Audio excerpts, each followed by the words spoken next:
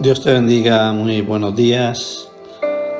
Desde el Ministerio Cristo Viene de la ciudad de Torrevieja, Alicante, les saluda el pastor José Luis Ardila. Y esta mañana me gustaría poder compartir un mensaje de la palabra con el título de La necesidad del perdón. ¿Cuántas veces hemos escuchado hablar acerca del perdón? ¿Cuántas veces hemos pronunciado que hemos perdonado? ¿Cuántas veces hemos utilizado esa expresión, pero como una palabra más de nuestro léxico? Pero en realidad la pregunta está en saber si verdaderamente hemos perdonado. Y poder ver a la luz de la palabra que hay una necesidad, y es la necesidad de soltar la ofensa, de soltar la herida, de soltar todo aquello que nos pueda estar ocasionando dolor. Siempre hemos aprendido a la luz de la palabra en el libro de Mateo capítulo 6 cómo los discípulos se acercan al Señor y le piden al Señor Jesús que les enseñe a orar, como oraban los discípulos de Juan el Bautista. Y Jesús le dice a sus discípulos que no hagan vanas repeticiones y les deja un modelo de oración, una forma de dirigirnos al Padre.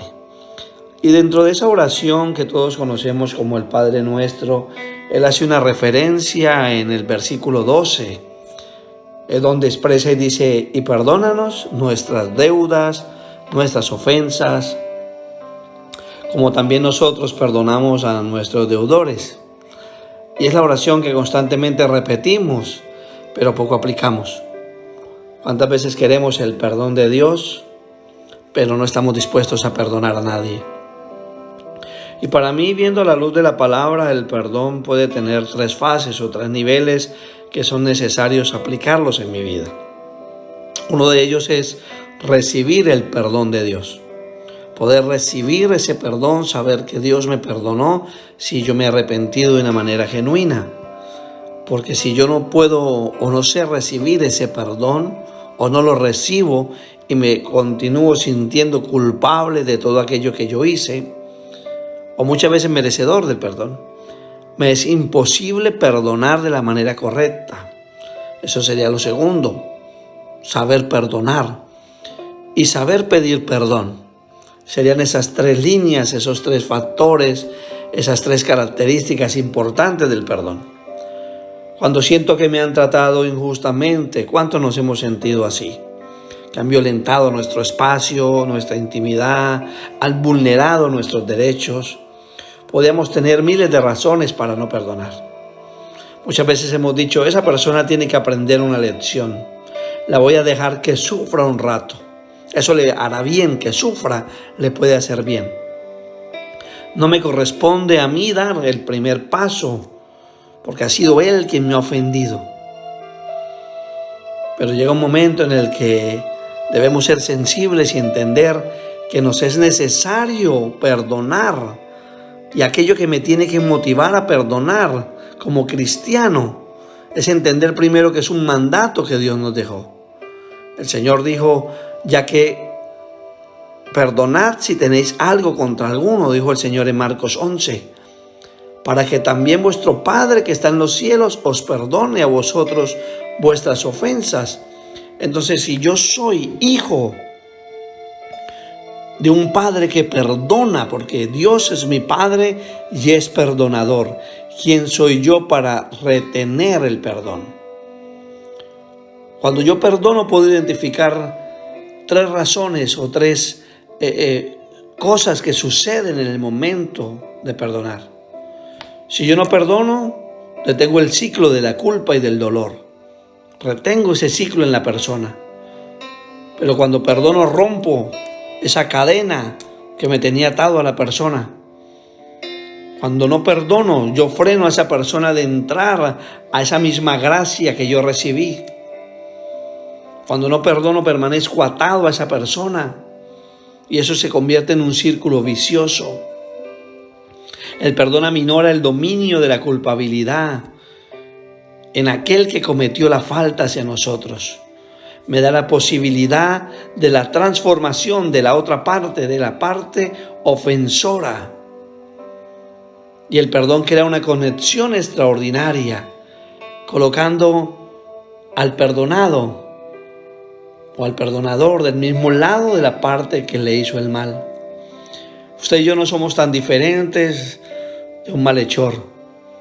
Miren, hoy me sorprendí escuchando un mensaje de alguien que hablaba y que decía que un hombre en los Estados Unidos que cometió una serie de crímenes atroces en los cuales practicó el canibalismo con algunas de sus víctimas, al parecer había recibido al Señor estando en la cárcel antes de morir. Pero conociendo ese acto tan diabólico y deprimente que hizo, nosotros podríamos cuestionar y decir, no se merece el perdón. Y automáticamente obramos como si en nuestras manos estuviera la capacidad, la autoridad o la potestad para decidir a quién puede perdonar Dios y a quién no. Pensamos que nuestros pecados son más fáciles de perdonar que los pecados de otros. Pero miren, hay una reflexión que me gustó mucho de un escritor que decía, quien no puede perdonar a los demás está quemando el puente sobre el cual él mismo un día deberá pasar. Todos necesitamos el perdón en algún momento. Y hay un costo por no perdonar. Cuando no perdonamos hay un costo. ¿Qué costo hay si yo no perdono? La falta de perdón primero me va a robar el perdón de Dios. Como número uno, si yo no perdono, Dios no me perdona. Marcos 11:25 dice, y cuando estéis orando, perdonad si tenéis algo contra alguno, para que también vuestro Padre que está en los cielos os perdone a vosotros vuestras ofensas. Si yo no perdono, no puedo pretender recibir el perdón de Dios, lo dice la Biblia. Si yo le retengo el perdón a alguien, ¿cómo puedo ser merecedor de recibir perdón? Si yo no he entendido que yo fui perdonado para perdonar, termino simplemente estando en condenación. Lo segundo importante es que la falta de perdón hace crecer en nosotros la raíz de amargura, lo dice Hebreos 12:15. Mirad bien, no sea que alguno deje de alcanzar la gracia de Dios, que brotando alguna raíz de amargura os estorbe y por ella muchos sean contaminados. La falta de perdón trae amargura al corazón, resentimiento, hace que Dios se aparte de nuestra vida. Tercero, la falta de perdón abre la puerta de nuestra vida a Satanás. Lo dice la Biblia en 2 Corintios 2, del 10 al 11. Y al que vosotros perdonáis, yo también, porque también yo lo he perdonado. Si algo he perdonado, por vosotros lo he hecho en presencia de Cristo, para que Satanás no gane ventaja alguna sobre nosotros, pues no ignoremos sus maquinaciones. No podemos ser reos del diablo si no perdonamos. Nos convertimos en presa de Satanás fácil. Crece en nosotros la amargura y Dios tampoco nos perdona. Lo cuarto, y es que la falta de perdón nos hace andar en tinieblas. Eso dice la Biblia en 1 Juan 2, del 9 al 11. El que dice que está en la luz y aborrece a su hermano está todavía en tinieblas. Aquel que dice que es cristiano pero odia a otro cristiano, le persigue, lo calumnia, levanta palabras, lo injuria, pero se hace llamar cristiano. Dice la Biblia que esa persona está caminando en tinieblas. Eso hace la falta de perdón. El que ama a su hermano permanece en la luz y en él no hay tropiezo. Dice la Biblia que el que no ama no ha conocido a Dios, porque Dios es amor. Pero el que aborrece a su hermano está en tinieblas y anda en tinieblas y no sabe a dónde va, porque las tinieblas le han cegado los ojos, le han cegado el entendimiento.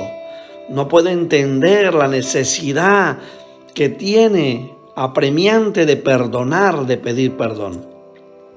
Quinto es que la falta de perdón es del diablo, no viene de Dios. Dios te perdonó, con amor eterno te amó y cada día prolonga las misericordias. A través de la sangre de su Hijo nos perdonó, nos redimió. Santiago 3, del 14 al 15 dice, pero si tenéis celos amargos y contención en vuestro corazón, no os jactéis ni mintáis contra la verdad, porque esta sabiduría no es la que desciende de lo alto, sino terrenal, animal y diabólica. Aquel que no perdona, su vida es una vida seducida, dirigida por los demonios. La Biblia lo establece como algo diabólico, el no perdonar. Lo sexto es que la falta de perdón refleja un corazón sin Dios. Una persona que no perdona, su corazón está distante del corazón de Dios. Job 36:13 dice: mas los hipócritas de corazón atesoran para sí la ira y no clamarán cuando Él los atare. Hay ira en el corazón a falta del verdadero perdón. Y mucha gente no perdona porque todavía no han entendido el fundamento del perdón, lo que hace ese bálsamo sanador. Otra de las características, la número 7, es que la falta de perdón nos esclaviza al pecado. El libro de los Hechos, el capítulo 8, el versículo 23 dice: porque en hiel de amargura y en prisión de maldad veo que estás. Nos hacemos reos del pecado por causa de no perdonar, esclavos, presos de un resentimiento. Cada día portando en nuestro corazón el recuerdo de aquel que nos dañó, que nos hirió, que nos ofendió, que nos abusó. Es el tiempo de perdonar. Octavo es que la falta de perdón trae tristeza al Espíritu de Dios.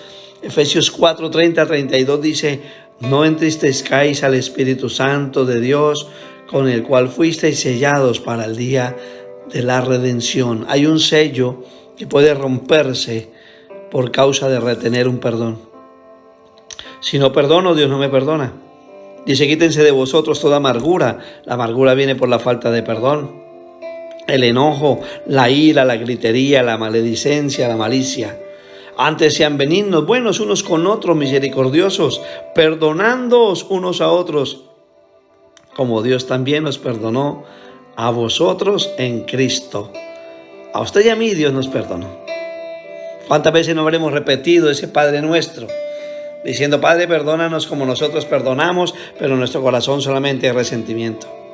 Pero cuando Jesús estaba agonizando en la cruz, mirando a la multitud, una de las palabras más preciosas que expresó fue: Padre, perdónalos. El que más sufrió, el que fue clavado en una cruz, al referirse a sus verdugos, a los que lo apedrearon, golpearon, machacaron, humillaron, flagelaron, escupieron, humillaron, crucificaron, les dijo: Padre, perdónalos. Y si tú eres creyente y cristiano, eso es lo que el Maestro te está enseñando: a que perdones, a que sueltes esa carga, a que sueltes esa piedra que tienes en este momento en la mano, preparada para lanzarla contra alguien.